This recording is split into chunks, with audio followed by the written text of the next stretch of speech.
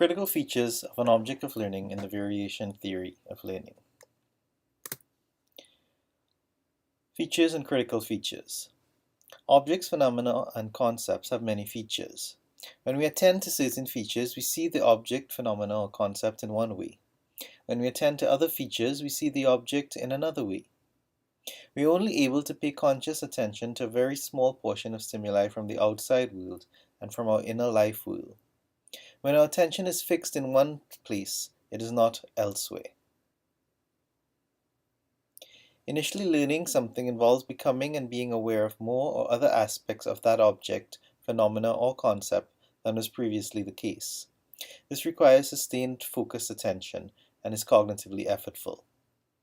To teach others to see, relate to, or know an object, phenomena, or concept in the same way that we do, we must focus the learner's attention on the same necessary features to which we are attending.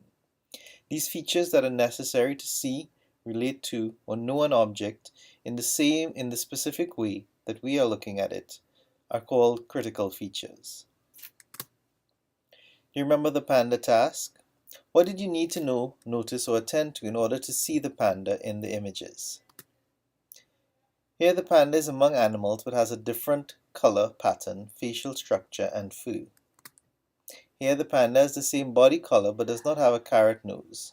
The panda has ears, the snowman does not, but sometimes it has buttons on. The snowmen have buttons on their coats.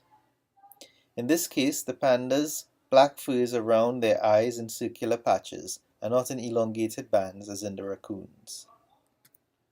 So, the critical features of a panda from our examples: a panda is an animal and not a snowman.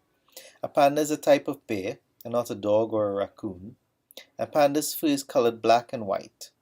The panda has distinctive black patches around its eyes, over its ears, around and across its body.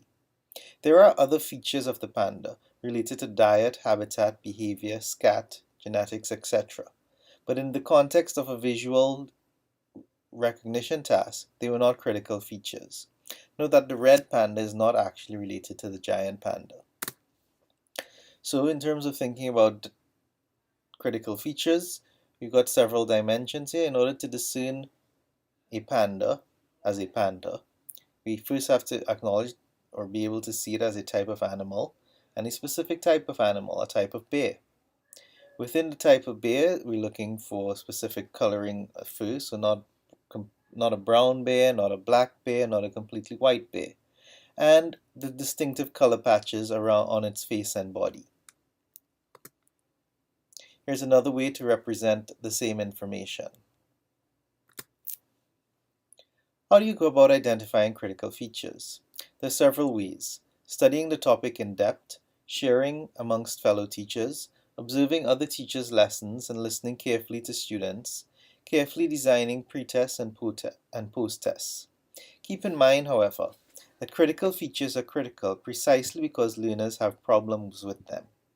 To the extent that the learner has not already made a specific necessary aspect her own, it is critical for her. It is one of the things that she has to learn in order to meet the learning goal. Sometimes critical features only emerge when students interact with the content or concept during the lesson, and we'll have an example of this shortly. The responsibility of teachers is to provide opportunities and to direct students' attention in particular ways towards those critical features needed to see, relate to, or know the object of learning in a particular way.